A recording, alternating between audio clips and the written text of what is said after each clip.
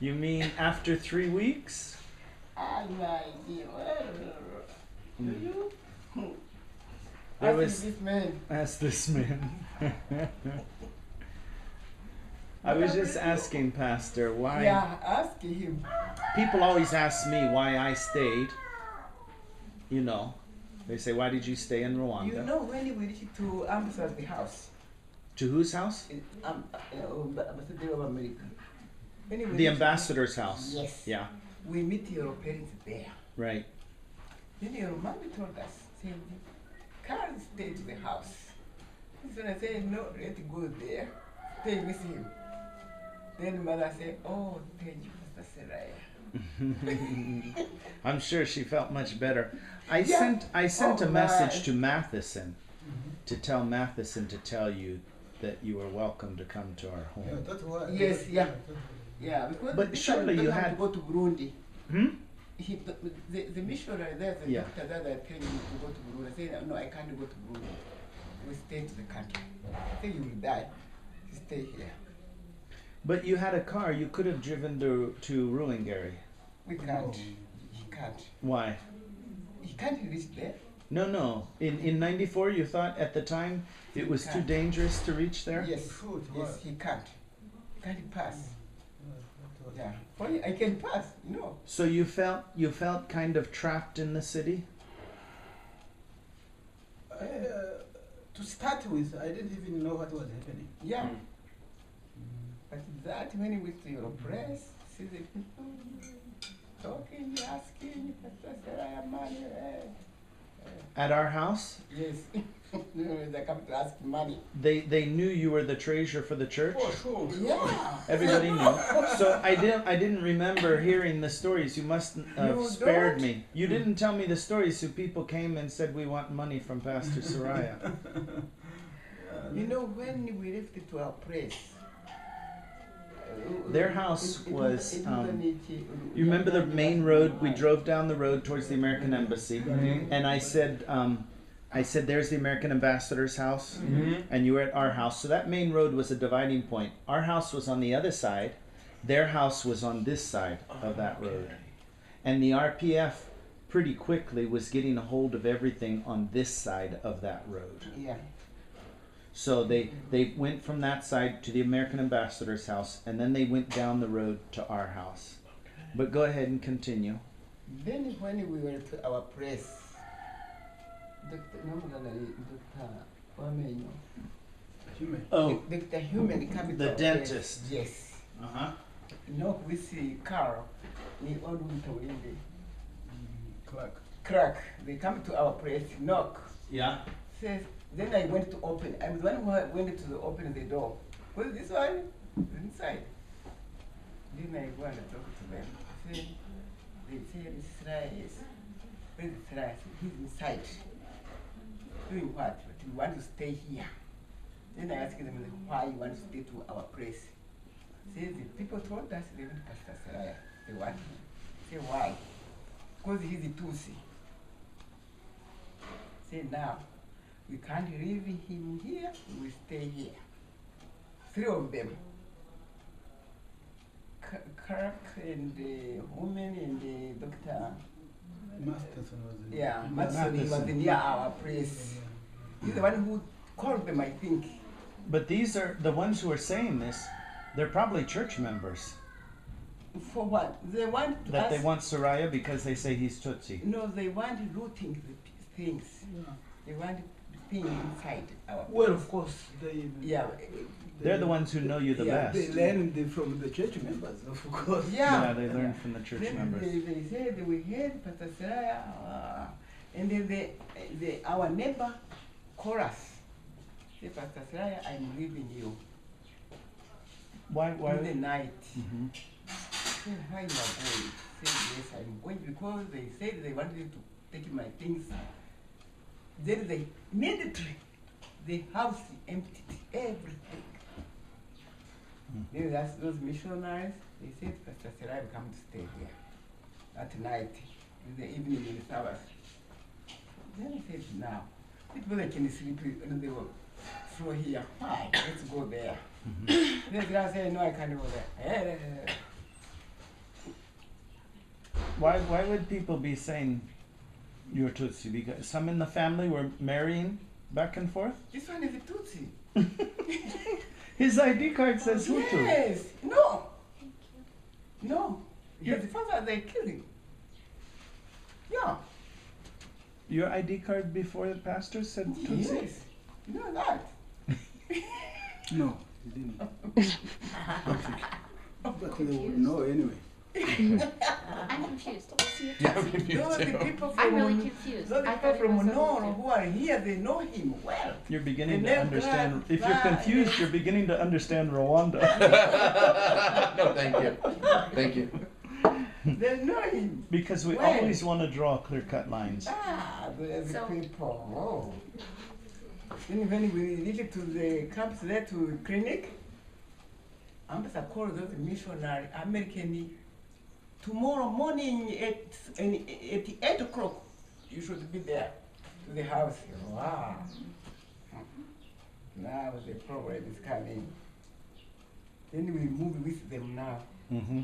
Going to, they're going to Burundi, they say so. Sunday morning. Yes. Yeah. Then when we reach there, then they say, I can't go Burundi.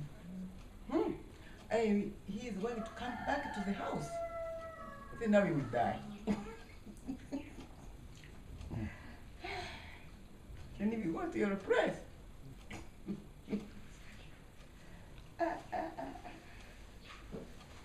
You see, Rwanda. I'm serious. I've been here for so many years, and I come back and visit and stuff. And in our Western way of thinking, we think that it's either this or that. Right. But Rwanda has had so many mixes through the years, so many people marrying, so many people being disadvantaged because of this or disadvantaged because of that. So there would be a time Pastor Seraya would be handling finances. Anybody who handles finances is always going to be open to criticism. Be involved on a committee, voting scholarships. And if somebody feels like they're not getting an advantage, they'll say, he's a Hutu. And the Hutus, Yes. they're not fair for us, and things like that. But because the country is so mixed, then you come to a time like this genocide, and they go, we got to get him. He's a Tutsi. Right. And so it's that mixture that is, to me, the best way I can explain that it's just not so simple. It's about people making choices about what's going to best benefit them, Correct. not what's on the ID card. See, when we went through the roadblocks and stuff together, he showed his ID card and he went through the roadblocks because that's what it said it said Hutu on his ID card. But like I said, that Rwanda goes way, way back, and families know families, and they know families of families. And so depending he's now got assets, they think, because he's the finance person of the church. And so what's the best way to discredit him and to rob, to benefit themselves? Call him a Tutsi. And so it's basically what's going to benefit you is what you're going to label the other person. And that's why Rwanda is so mixed. And we'd like to think that, oh no, it's very clear you're either Hutu or you're Tutsi, but You can't tell. And Pastor Seraya, were your children all grown and independent at that time, living on their own? Yes. Yes. And did you have communication with your children before you reached my house? No. No. You weren't able to In call which them? way? We can Telephone. Which telephone? In your house you didn't have a yeah, you Yeah, had. but they got it. We did, but we didn't communicate. Yeah, we did. Do you remember when the first time was you had communication with your children? Because the children in America, like all of the Rwandans who are outside of the country, were very, very fearful for their families. Of course. Oh. Absolutely. And they really, like anyone, they wanted their parents out of there. And I think you could have found a way to leave if you really decided that was your goal. Oh yes, You could have found a way. I would have left. Yes. Yeah. Yeah, but we didn't go. Know how it will happen. Then the soldiers, they can take care of us. Mm. Now they are fighting. everyone. Do you remember the conversation about going to meet Renzaho? And why you told me? I mean, it seems obvious in hindsight, but why, what were you thinking? I mean, was it just from many other experiences you had, or why did you give me the advice to go and we actually went together? In fact, that first day when we went together, we were out for several hours and they came to the house while we were gone. You remember that? Yeah, she remembers. We got back to the house and she said, never again are both of you leaving at the same time. She said, absolutely not, yeah. There's no way we're going to let both of you go at the same time. Well, the main reason was that whoever is in power, he is in power. That's very simple. It's Yeah. just That's very it. simple.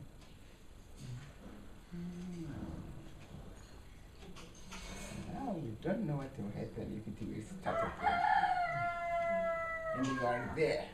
You will come, I'm sure. Well, there was another time, and I don't know if Tabid is still We eating. know. Come out of the corner. We know. We know. No, avec le nourriture. Moi, je suis en train- I'll get another biscuit. We'll eat Okay. together. I'm still eating. And their daughter, don't leave her. No, this is not her daughter. I don't know who this This is. is your daughter, right? This is your daughter? Yeah, he's the one who was brother. A niece. The daughter of my young brother. That A one. niece, your niece. grandniece. Niece. Yes. Your niece. Yeah. Your father is But brothers. in our culture, she's my daughter. Sure. Yeah. Yeah, daddy. Yes, the coming in, it was your daddy. No, you're fine. You're fine. You are fine with that. These things don't take much space, you guys. You can just Sure. grab another one. Sorry. There was a, I think it was the third time the UN soldiers came to the house to get me to leave. When they were from Bangladesh, Pakistan, Next time. Somewhere. Yeah. and I don't know, je ne sais pas si tu te souviens. Tu Don't know. parlais anglais, mais tu parlais français. Oh, excuse me. Yeah. Thank you. She told me don't talk to her in French. She speaks English. Yeah, right, Tavi. I don't. You know English. But these two ladies were telling me, if I remember, this is what I remember. That's why I want to know what you remember.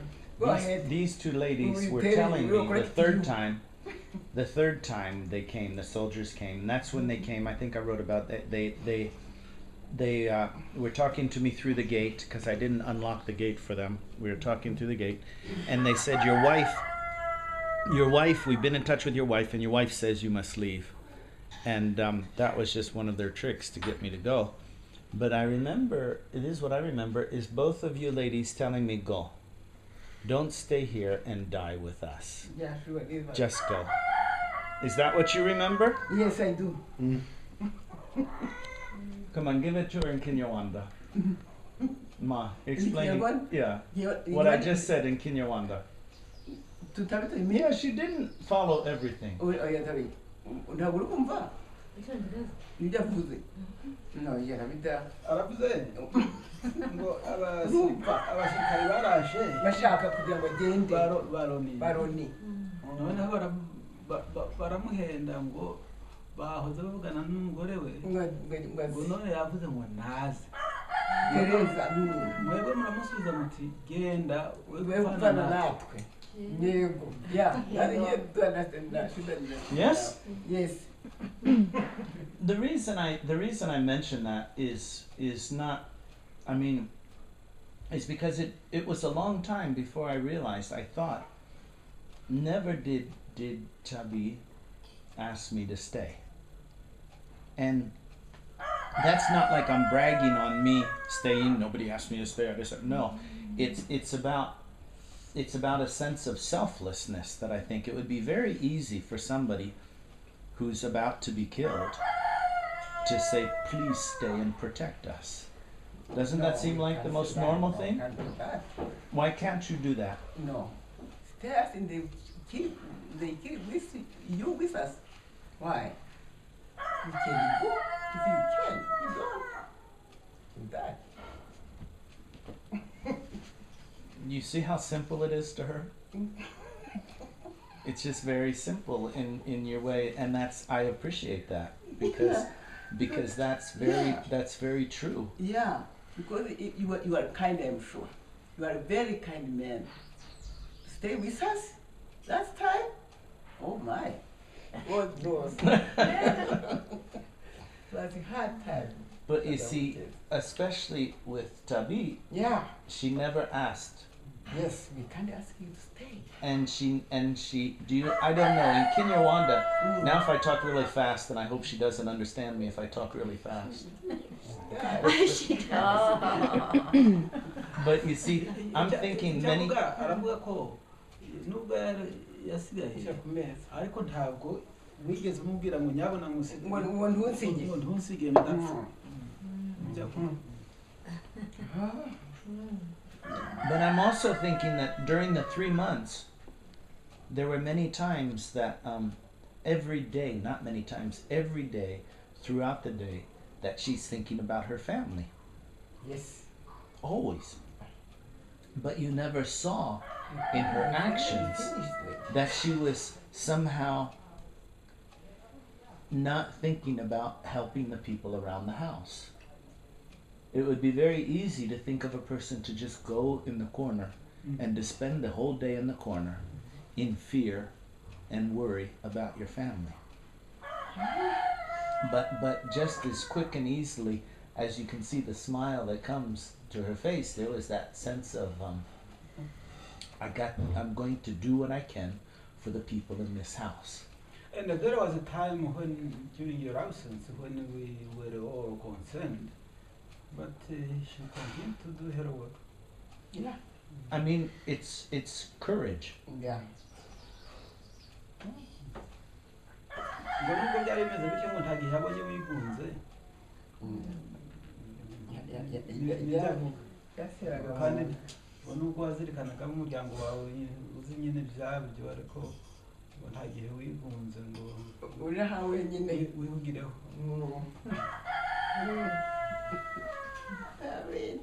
And it's a very quiet but a very powerful courage. And there's so many stories like that people never hear.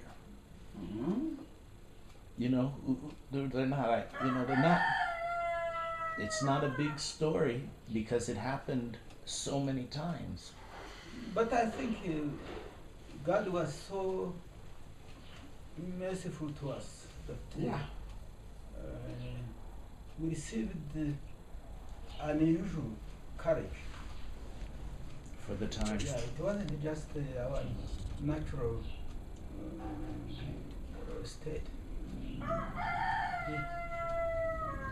So because it was a hard time for a human to stand it.